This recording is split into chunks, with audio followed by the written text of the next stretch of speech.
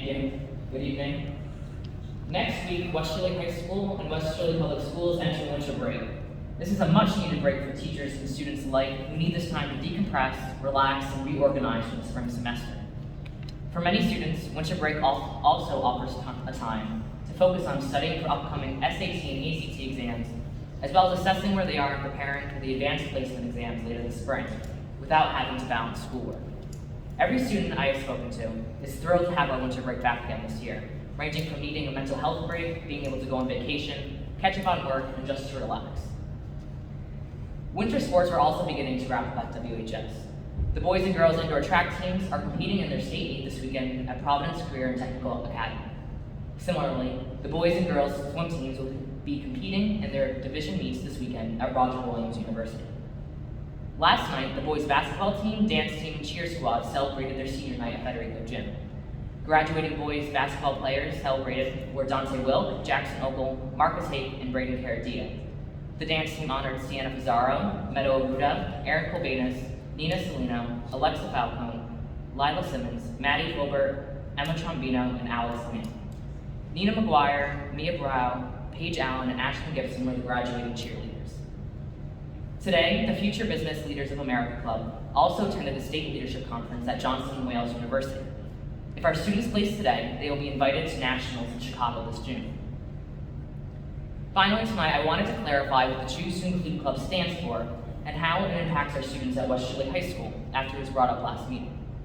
I know Mrs. Sackman provides updates about the initiative to the Health and Wellness Committee as well. I am one of the co-presidents of the WHS Culture Committee, which runs the Choose to Include Club. My fellow co-president is Chloe Toronto, and this year's Pledge Day coordinator is Adara Leach.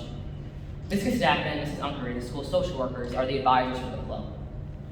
The Choose to Include initiative began with the intention to ensure that everyone in our school community is treated with respect and equality, and to include students of any ability in any and all sports and activities. A big part of our club is hyping up and supporting our unified sports teams at the school. When the Choose to Include initiative began at Ponteganza High School, it was inspired by the work of the Shrivers, Special Olympics Chairman Timothy Shriver, and his mother, Eunice Kennedy Shriver, who is the founder of the Special Olympics and sister to President John F. Kennedy. They helped create an atmosphere of acceptance and respect that we hope to continue at West Shirley High School. We believe that every student is special, unique, and capable of great things. I urge everyone to come out and support our hardworking and dedicated unified sports athletes at their games. It is vital that we celebrate all of our Bulldogs. To solidify our promise to Choose to Include, students take a pledge of respect, unity, acceptance, and inclusion. The current juniors and seniors were able to take the pledge in 2019, but our sophomores and freshmen took the pledge on November 16th at the beginning of the school year. Every student took the following pledge. I pledge to look for the lonely, the isolated, the left out, the challenged, and the bullied. I pledge to overcome the fear of difference and replace it with the power of inclusion. I choose to include. I am very proud that we have this club at West Shirley High School that works to advance these fundamental values. And as I have said before, I find no reason why this initiative would not be seen as a positive outlook for our students, except to be perverted and used as another vessel for those who want to spread misinformation, cause fear, and advance their personal politics. Unfortunately, that is a current reality, with many people using trigger words and phrases to spark fear and concern over critical race theory, sexuality, books, and much more, while twisting the truth or blatantly omitting important context to fit their narrative and views. If you are looking for radicalized, sexualized, politicized, and far-left curriculum, organizations, clubs, teachers, and administrators in West Shirley, you are not going to find them. Unbacked claims are not persuasive, and further, what is occurring in our buildings do not corroborate such claims. You call for free speech, but want to restrict learning and censor books. Hearing individuals say that they want reaction shots from open forum statements and serving of legal notices is discouraging and worrisome. Is this really for the benefit of students, or is it another performance piece that has become all too familiar and predictable from some? As mentioned tonight, school improvement teams exist at every school in West Shirley, but coincidentally, many hot topic issues are not discussed with administrators, teachers, students, and parents present who attend every single meeting, and instead are left for larger public audiences. It is time to move on from this divisive, hateful, and misleading rhetoric. Again, I hope everyone reconsiders which issues truly impact the student body, and instead focus on ways that will promote success in our evolving world. Thank you.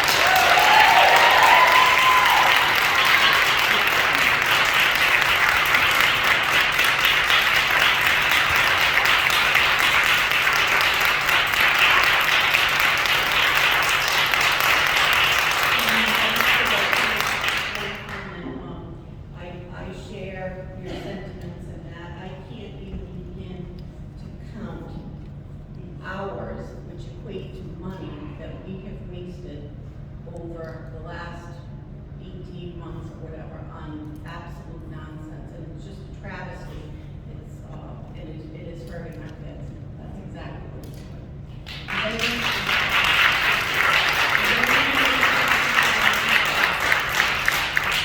Questions or comments? Thank you very much. Thank you. The assistant superintendent, I don't believe is with us online tonight. I made that mistake twice. I went right over. So we will skip that report and go right to the superintendent's report. Dr. Garcon, please. Thank you, Madam Chair. I'd like to speak a little bit about the alignment that we all see in the curriculum, instruction, and assessment. Because frankly, 2 weeks ago, we heard a great deal about the failings of the Westchester Public Schools, its students, its teachers, and especially its administration, as measured by a COVID pandemic administration of RICAS, and as compared to the results of the Massachusetts Comprehensive Assessment System. It's important to recognize that trying to compare Rhode Island assessment scores to Massachusetts at this stage is at best misguided. Since 1997, when MCAS was first implemented, Massachusetts has gone through significant education reform, just as Rhode Island is now.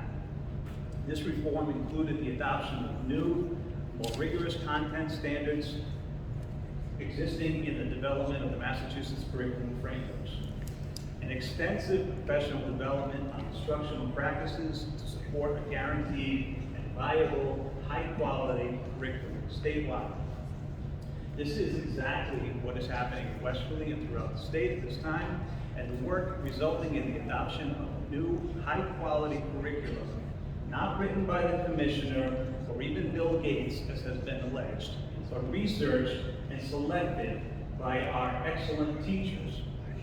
Prior to the first administration of MCAS in Massachusetts, where I worked for 7 years before returning to Rhode Island, many millions of dollars were spent, thousands of hours were invested by committees charged with creating a curriculum and with setting up a comprehensive assessment system aligned to those Massachusetts-specific standards and frameworks.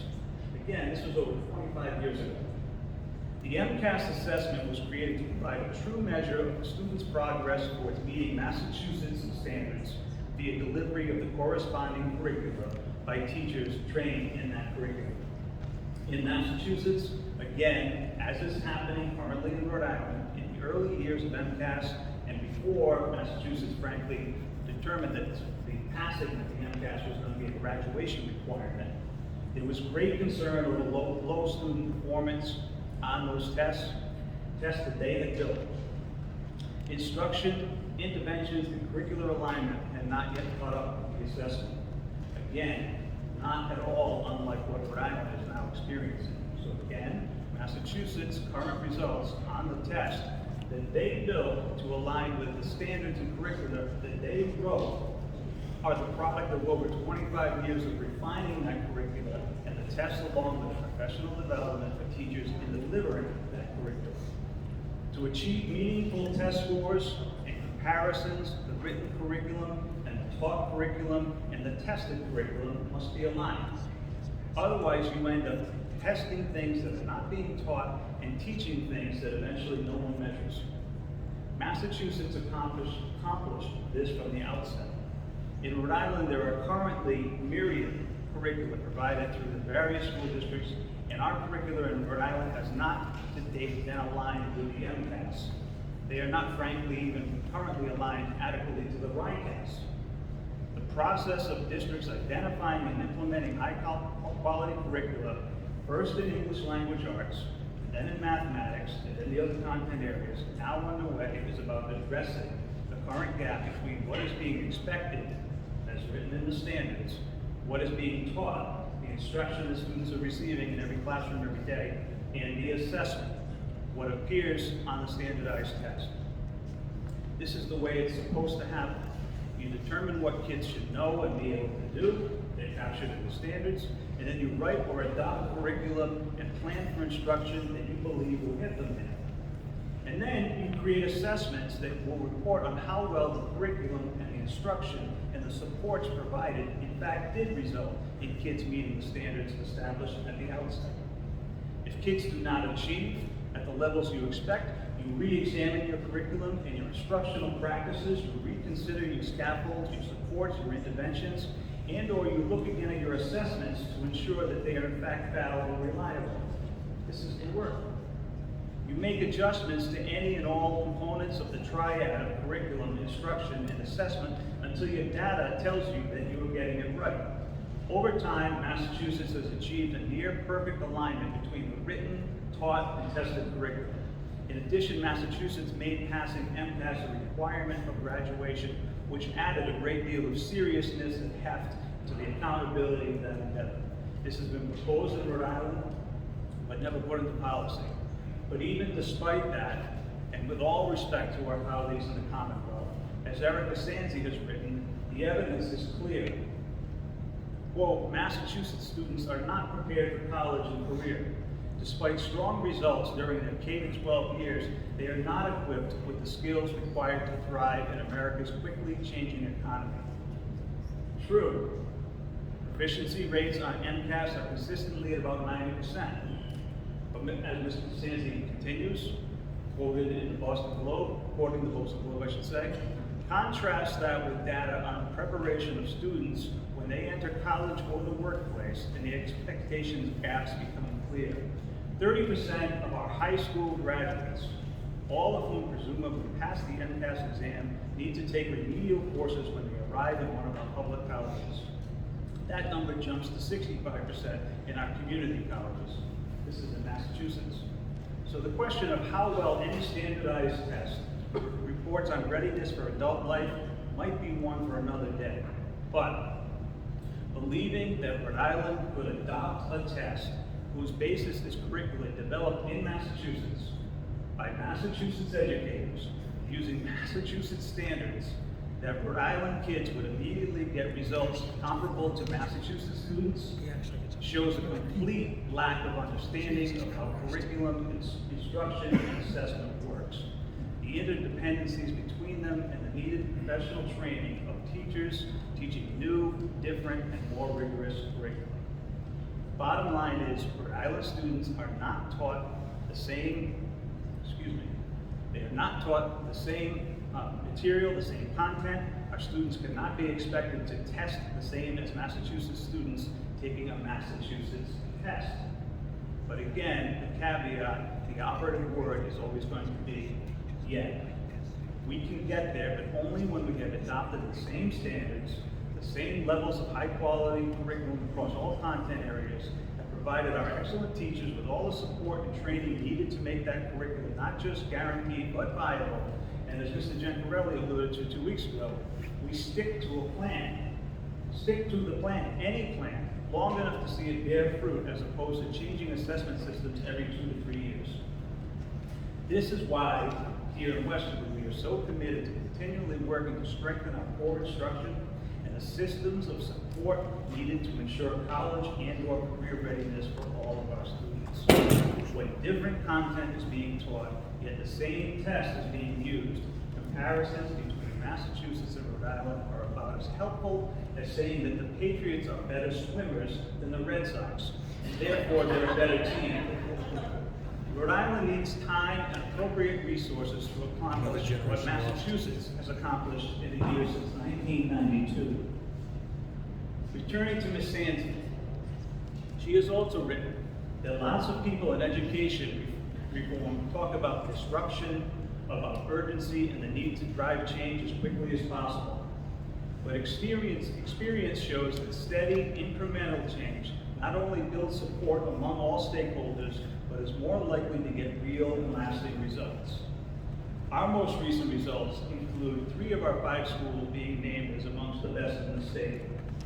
State Street School being named a 5-star school by the Department of Education, and Dunn's Corner School being designated a 4-star school, both among the best in the state. WHS has also risen in state rankings from 21st to 12th, with a high of 8th in the year before last. WHS has also been recognized for excellence by U.S. News and World Report. Our integrated preschool at Babcock Hall is also designated as a Bright Stars 5-star school. We have seen an expansion of our career and technical education program offerings, programs that are preparing our students for high-need and high-wage jobs. And each and every year, and we witness this each June, our students are being accepted to many of the very best colleges and universities worldwide. These accomplishments and those that will follow are testament to the commitment to ensure that we place the very best teachers we can at the front of every classroom, and we do. We have an outstanding teaching staff. And that we also have excellent principals and administrators leading the important work of providing for high-quality learning for students from ages 3 to 22. We do that well, and we make no apologies for it. Thank you very much. Thank you, Dr. Garcelle. It's great to hear perspective and knowledge from somebody who is a career educator, which I know many of the people up here and many out there. I am not, so thank you for that. A synopsis of that might be good for the next question. It's not as well. Thank you. It's not good. It's not good. There you go. Excellent. Any comments or questions for Dr. Garcelle? Anyone? Okay, thank you. Financial report, Ms. Kirchhoff?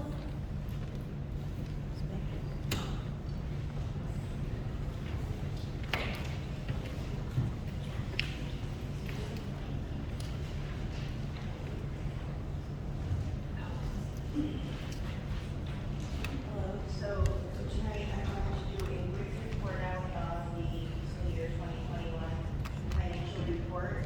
The auditors issued our report on January 26th and presented to the town council on the 7th.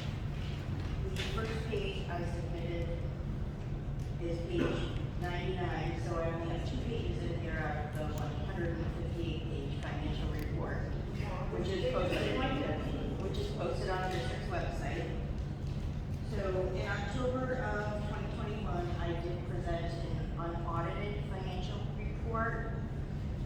So this report is the audited budgetary basis report for the fiscal year ended June 30, 2021, with a surplus of $1,277,492 is where we end.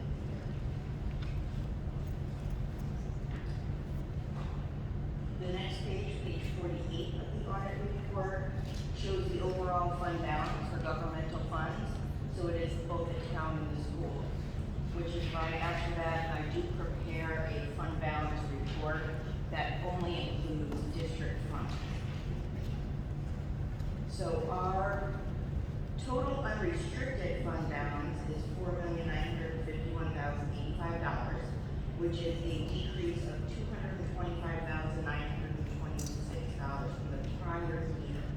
So while we did have a budgetary surplus, the overall decrease is to the utilization of the committed fund balance for maintenance funds. So as of June 30, 2021, our overall unassigned fund balance is $4,390,744. This is 7.56% of our budget. The school committee has a policy to maintain a fund balance of between 2.5 and 5%. Funds in excess of 5% may be committed for other purposes. The typical recommendation is for one-time purposes such as maintenance. In October of 2019 is when the $1.4 million of committed fund balance for 2019 was put in place. Since then, that has been almost fully expended. We do have some reimbursements coming in. One of the projects, the security vestibules were paid for out of those funds, and the cost of that project was $602,000. And we will be receiving back $199,637 in paygo funds from ROD. We're also anticipating almost $250,000 in reimbursement for other capital projects. So once all of that is finalized, our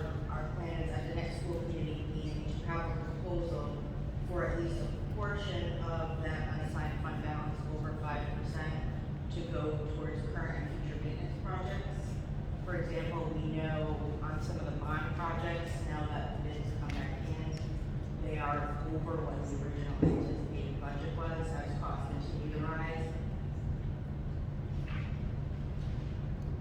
The only other thing to note for fund balance is that in our special revenue funds, there's a significant increase in that fund balance, and that is because now the high school student activity funds are included in that figure as part of an accounting standards change. That is all I have. Does anyone have any questions? Any questions? Straightforward, so on March 2nd, we'll be looking at a proposal to allocate some funds. Yes. Okay, thank you very much. Anything else? On the agenda is budget update. So at this point, I am preparing summary reports, putting everything together to get totals for the committee to review at the next budget meeting. On the second. Okay, on the second, maybe we know what's next week. Seems like we're always meeting. Okay, thank you.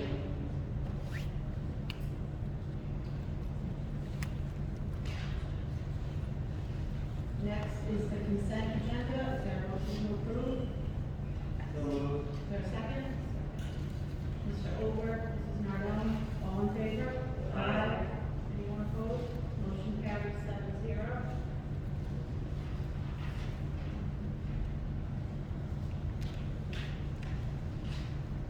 Okay, new business, face mask discussion.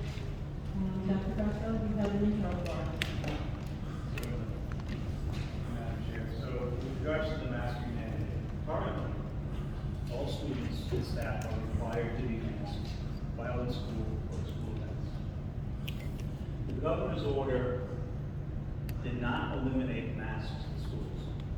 What it did do was give districts the autonomy to make that decision at the local level. Because it's a federal order, our understanding currently is that masks will still be required on all public transportation, which we have been advised repeatedly includes school buses. As things stand now, there will still be situations and circumstances in which students and staff will be required to be masked, as things stand now. The most obvious example of that would be this. When returning to school or work following a positive COVID test, anyone who contracts COVID is to isolate for a minimum of 5 days. Then they are also to consistently wear a mask for an additional 5 days beyond that. So this requirement to date, I'm not saying it couldn't change between now and then, has not changed. And would mean that somebody could do their 5 days of isolation, for example, Monday through Friday, mask on Saturday and Sunday, and then still be required to mask for an additional 3 days, Monday, Tuesday, Wednesday. The alternative for folks in that situation would be that they continue to isolate for a full 10 days. That's an example of what is still, as of today, still going to be required no matter what action the school committee takes tonight or on the second. Also, I wanted to share by the end of the day on Friday, with the support of Chief Town Manager Lacey, congratulations to Chief Lacey, our nurses have arranged so that every student will be issued an at-home COVID test before they leave for February break. They'll be going home with the kids in the pre-K on Thursday, and they're going home with everybody else on Friday. We do absolutely expect to see an uptick in socialization over the break. We hope for that, frankly. Unfortunately, we expect to see a corresponding increase in the number of positive cases. This happens after every holiday break. We would invite all families to administer these issued COVID tests prior to return on Monday the 28th. And obviously, we are going to continue to drive home the message that maybe the most important thing we can do at this time to minimize the spread.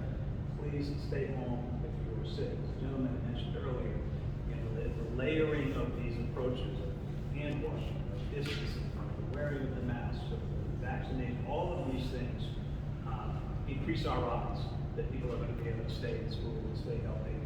Probably the easiest, it's not always easy for parents, we get that, but the most important thing we can do now So with all of that said, I am recommending that the school committee, at least tentatively, adopt a position of still recommending, this is going back to exactly where I was in August of 2021, still recommending and not mandating the wearing of masks effective March 4th. And I would do this with two caveats. One is that, as things stand now, there will still be situations, as I alluded to, circumstances in which students and staff will require to be masked. The example I gave is the most obvious one.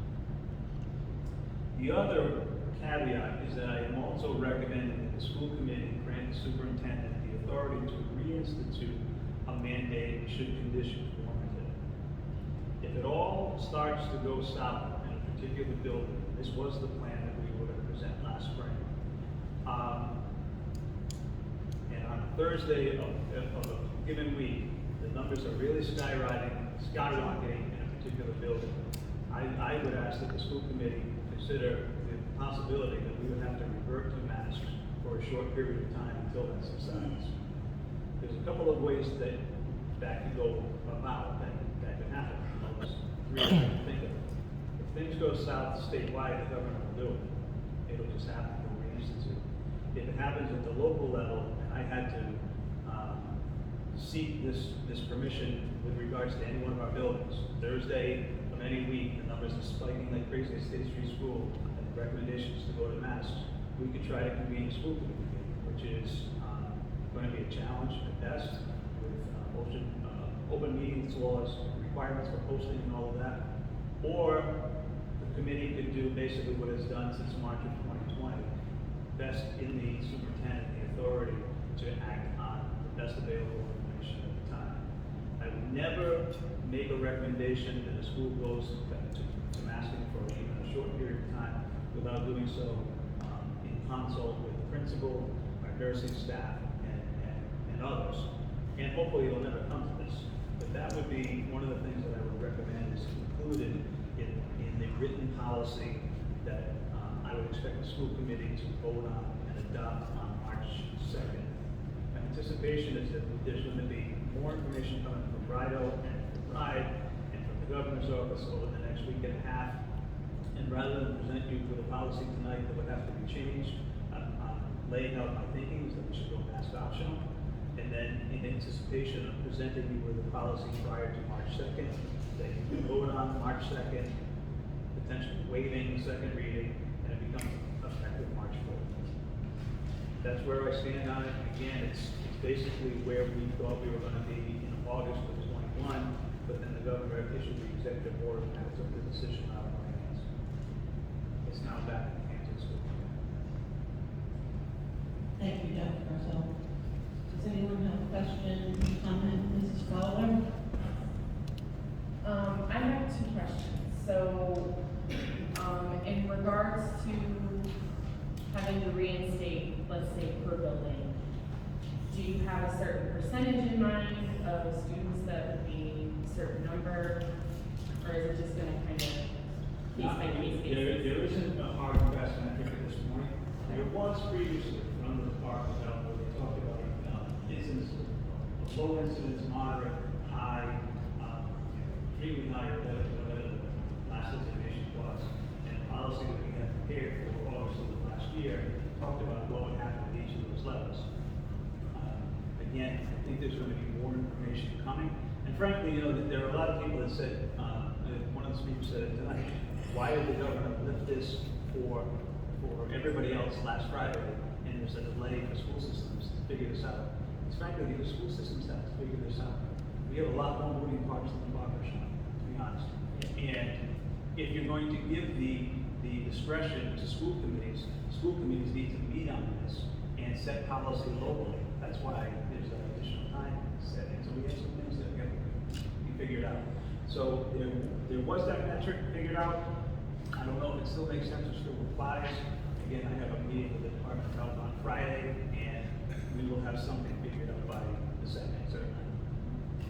And then, it's not so much a question, it's just kind of a concern, is for, you know, there will be some families who would like their student to continue wearing a mask while they're at school. So what if the kid doesn't want to? I mean, that's my concern. I don't know this would fall back. That's your problem. If he doesn't want to. But like, is there gonna be any possibility of repercussions against the teacher when, you know, the kid is like, well, I wasn't wearing my mask at school today, like, how is that gonna be handled? Is it, like, we're just gonna tell I'm them? understanding, are you talking about after March 4th? Correct, yeah, So yeah. after March 4th, if a parent wants the child to wear a mask to school, I understand fully, but again, that's on the parent. We are not going to be, and we haven't been, you know, penalizing kids for not wearing masks. Yeah. That hasn't happened. But, it's gonna be on the parents to make their, I mean, we can't get parents to force their kids to wear a coat to school when it's 9 degrees, like literally. I fight that out. I don't know school, so I fight So that out. that's where we'll be on. I do have concerns about people who, adults and kids, who choose to wear a mask, being given a hard time by those who choose not to. Right. And we can't tolerate that either. Yeah. You know, if we say they're optional, they're optional. And that has to be the end of that. So, you know, the adults can fight this political battle, but we don't need the kids to. So I think we're gonna be just fine. Thank you. Anyone else? Mr. Hoover? Well, I think this is what we were looking for again, as Superintendent said, in last August. I'm comfortable with giving them the responsibility and the authority to reinstitute if need be. We meet twice a month, so we can have a chance to look over what you've done and decide whether or not to go forward with that. Mrs. Noto?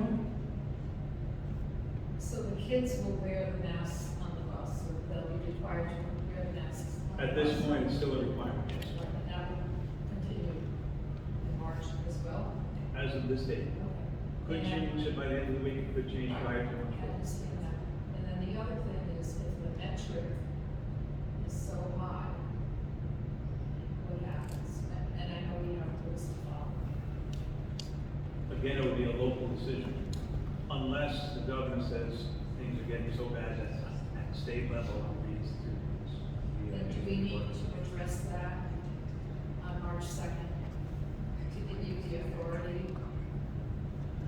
I believe granting the superintendent the authority will be part of the policy that you'll vote on March 2nd. Thank you. Mrs. Cook? Madam Chair, if I may, I'd like to make a motion to make mask optional for students, staff, and visitors to the Westlake Public School District effective March 4th. Is there a second? So moved. Okay, is there a Second, sorry, no, sorry. I'm just gonna take it. Any further discussion? I like pretty much everything we said. The one thing that struck me as particularly good is that for once, it grants a right, but it also demands a responsibility of the people that want that right. So if we see numbers that are changing, and putting our students and our teachers at risk, the superintendent will have the right to make those changes. So with that balance, I'm happy with it. Mr. Salino? But that's gonna be something that's gonna be part of that policy discussion, right? Because, yeah, no offense, Dr. Gass, so I'm just a little leery, just being one person being able to implement that on whatever rate the metric is that way. And I'm not saying that Dr. Gass will wait to shoot the rate, but I don't know if I'm gonna see that control yet. I think, well, in my mind anyway, hopefully we should have a lot more, data by the end of this week that we can then bake into this policy and then talk about how to go from there. Does that make sense? Does that make sense? Mr. Chicarelli? I guess it's a silly question, but when we say effective March 4th, are we saying ending March 3rd, March 4th?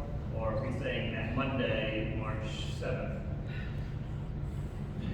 I agree with you that that's confusing, we probably should have stated that this will be effective as of the following Monday, but we are not quite moving on March 4th. I don't know why the governor selected that date, he did say at the end of business day, or anything now, or. Can I clarify the motion to say in accordance with the executive order? or something to that effect, Or just like in March or 7th. beginning March 7th. If that's, Ready to rescind and redo. if that's the intention of the committee, it is confusing, but my understanding is the order says effective March 4th. And March 4th begins at midnight on March 4th. I like I would also suggest that you amend the motion to include, to specifically delegate the authority to the superintendent to make a change and require masks in the event that it's necessary. I would think we should talk about that next week when we talk about the details of how the implementation will be. I'm just, Right, so. And I think to try and specify in that motion criteria, I think in the superintendent's judgment, as he indicated, based upon discussions with others, including the school nurses, principal, if there's an uptick in cases at a particular school building, it would be cumbersome at best to try and have a special meeting in the school committee quick enough to make a decision. You have the authority to delegate. Remember, you're the board of directors. You set policy. Dr. Garceau is the CEO. He implements that policy. And he has other authority under the general laws to do that. So it's part of running the district. It would just be another, in this particular case, as I said, I think it should be specific that he's delegating that authority to impose the wearing of masks under certain conditions based on circumstances that may change. I'd like to just state my motion the way it's stated, and then see what happens, and then we can have someone make a different motion.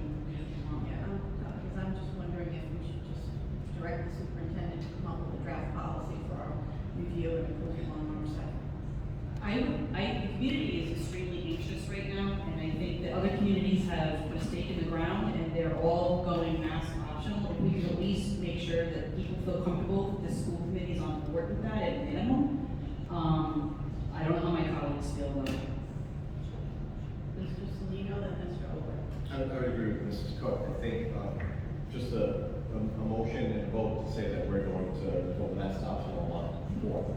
I think that, apart from that, in terms of, who's going to have the authority to put it, that would, I would see that either in a separate motion or policy that's going to be set out completely. Because I wonder, is it going to be the whole school's going to go back to masks into the classrooms, grade level? I mean, there's things to consider. Well, I think, going back to that, the program, unless something really changes, we're going mask optional on the board. I think so. Yeah, I mean, unless something really changes, and then, would I like the idea of giving the superintendent the authority? It's not gonna be one person making the decision, it's gonna be to give the information and to make the final decision. And though we can't have an emergency, that doesn't mean we won't meet within a day, this or a week. Anyway, talk and only do the decision.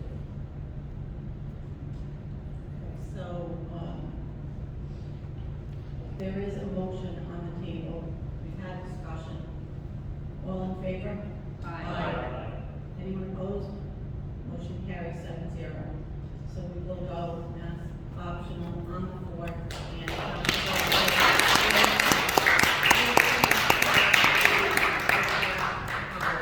As we discussed. Thank you. In the correspondence, I stated at the beginning of the meeting that we received about 30 emails about masking, and 99% of them were, please go to mask optional, and 1% advised against it for their own reasons. Any other correspondence to share, anyone? None? Okay, committee liaison reports, anyone? Mrs. Fowler? Last night, the Westerly Special Education Local Advisory Committee endorsed the Executive Functions Workshop. It was held online and was the 4th part of a 7-part series. It was on extended planning projects. And, the next formal meeting will be on Tuesday, March 22nd, from 6 to 8:30 p.m. Thank you, Mrs. Fowler. Mr. Olber? Yes, the school building meeting met last week. We set dates for the next, open meeting for the, building project. One will be on March 10th, that would be the virtual one. And on March 13th, that will be in person, but it can also be online. We also reviewed the 4 options that were given. We eliminated the plan, the first plan was just the maintenance of the building. We wanted to conform with the other ones. We still need a lot of input from the community. This is an important project. It's going to affect us for years. We really need to hear what people think, what they think of the plans. Nothing's really set yet, so this is the time if you're interested, virtually on the 10th and in person or on the 12th. But it's important, we need feedback. We need to hear from parents, we need to hear your concerns and also your ideas. We're still looking at them, we're still looking at the plans, we're still looking at what we can afford, so it's important for people to show up. Thank you. Mr. Olber, you said March 10th and 12th, correct? Yeah, March 10th and 12th. And the 10th is the virtual, or do I have that backwards? 10th is the virtual, 10th is the Thursday. Thursday, we normally have Thursday meetings virtual. Okay. They usually start around 6 o'clock, though it can be posted Okay. And then the Saturday one on the 12th is in person. in person. Do you know, will it be at board again, or? I believe it will be at work again, but again, that be posted. Okay, thank you. Anything else, anyone? Mrs. Fowler? I'm sorry, I have a question. How do I make a motion to go back to correspondence? I have 2 things on my list. We need to change the agenda, basically. Okay, I will make a motion to go back to correspondence. Which way? Is there a second? Second. All in favor? I forgot to mention that, last week was the Westerly Middle School Spelling Bee. And congratulations to Cassiopeia Nicholas, who's a 6th grader and won it this year. And, last night, the Westerly Middle School band was able to have their concert in person again for the first time in over 2 years. And, shout out to Mr. Narcissi and all the kids. My 2 middle schoolers are both in band. It was a wonderful night. It was wonderful. Thank you. Fabulous. Okay, anyone have any future agenda items? Okay. Next item is open forum.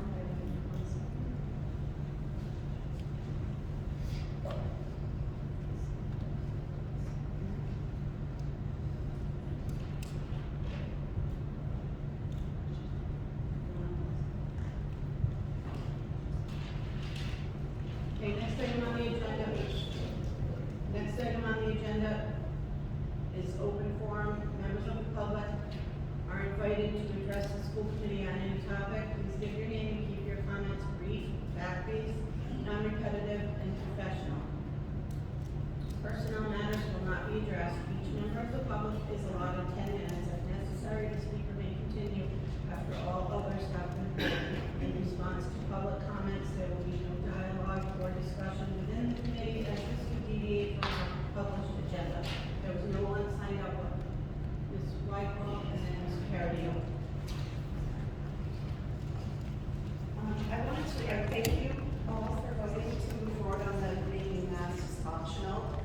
I think Dr. Garceau, no disrespect, you may have missed a huge point to what's happening here. This is parental optional, okay? Excuse me.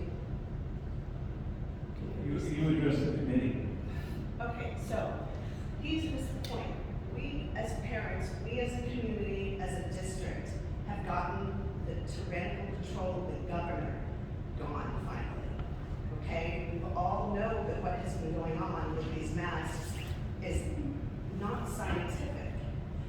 And I urge you to direct the superintendent to do what's right.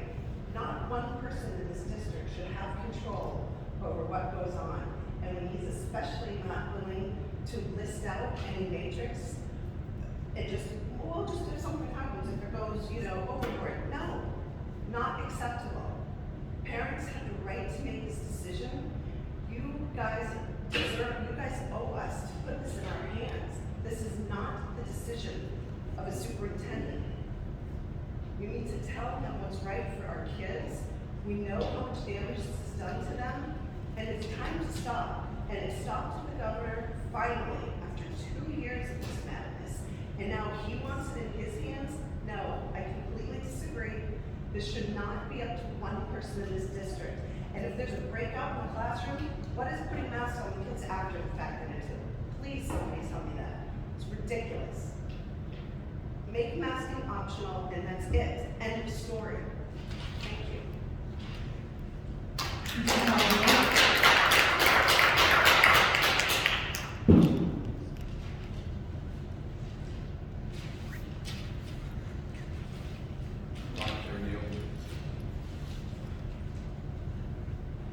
I want to address some of the comments that were made by people on this day this evening.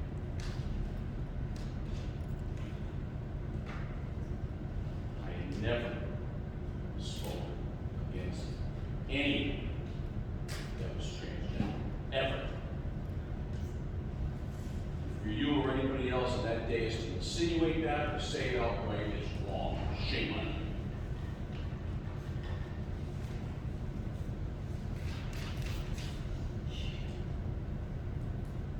One of the teachers who spoke earlier, refuses a book that can help a kid, or me wanting a book that can help a kid, or a book that a kid can learn from.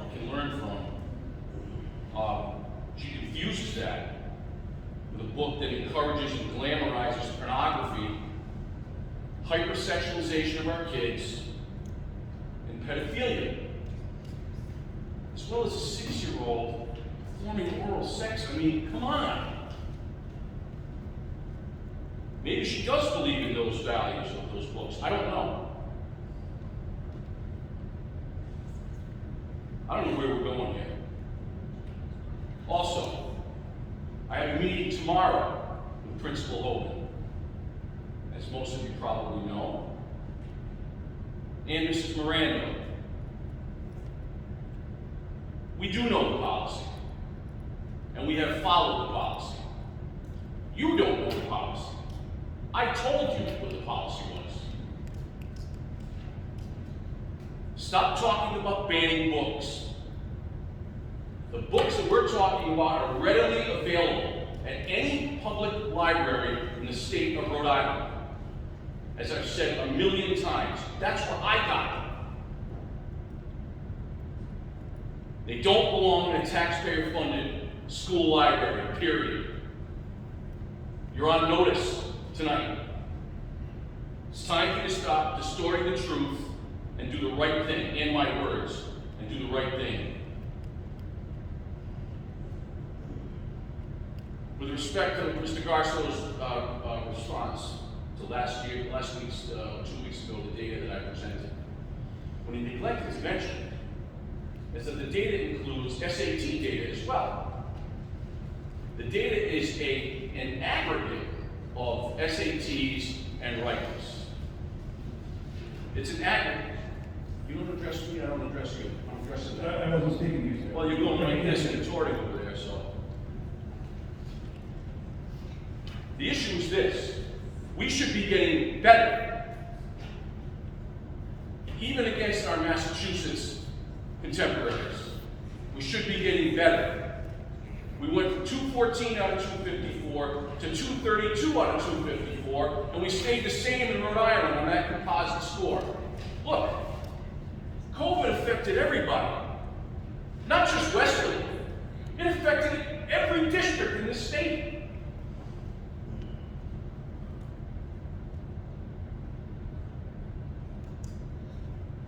And I never criticized the teachers, as Dr. Garso said that I had last week for this failure. I criticized him. I blame him and the leadership of this school committee and Alicia Story. I don't blame the teachers. As I've said, 99% of them are excellent. I've said that over and over and over. Stop distorting my words.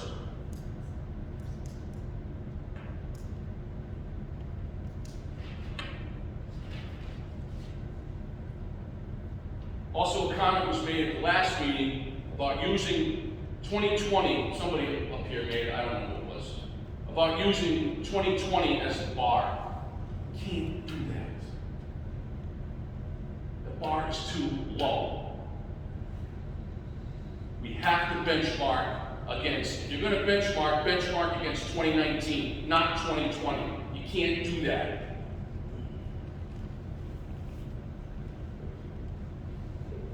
Dr. Garza also knows that the people who chose the curriculum for ELA had nary a choice at all in selection of that. We know what came down from Providence. We know what came down from Providence. And what they had to choose from was a choice between 3 virtually identical curricula. So please, don't insult our intelligence.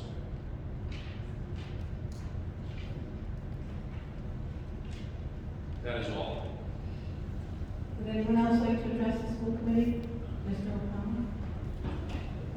Just wanted to thank you all for listening to me on several occasions, and I'm glad tonight was not a circus like was here last night. It is a serious issue. We don't take it lightly. My wife and I keep monitoring everyone in the family. One thing I have to say about these tests coming out, it's great they get it out there, but you're not going to get accurate tests. You guys know that. And it's a little bit misleading because the only test you really look for is the PCR test. Someone's doing a rapid at home, they're not trained in it, especially they can follow directions, that's correct. I'm not saying people are stupid. What I'm saying is they might get some false information. And we don't need to get too excited about it. I just, like I said, I appreciate you guys actually taking the time. I appreciate Ms. Cook putting out the motion tonight. It is a very serious issue, I said to my son and other children. And I know if they were here tonight, you would see the kids jumping for joy and throwing their masks in the air, just like you've seen all over the country. So thank you for your time. Thank you for your effort that you took forward to this and listening to all the parents that have been here many, many times to talk about this. Thank you. Would anyone else like to address the school committee? Mr. Tate, is there anyone on Zoom, please?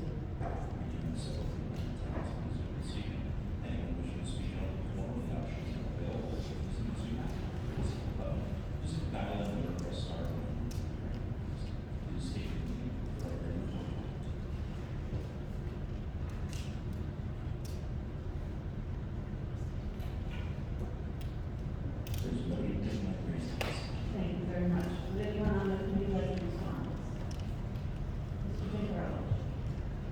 I just wanted to respond to Mr. Carrier, just so you're aware, when I was on the talk about the baseline, and when I say baseline, I'm referring to the growth children made from year to year. You can't go back from 2019 and then compare it to 2021.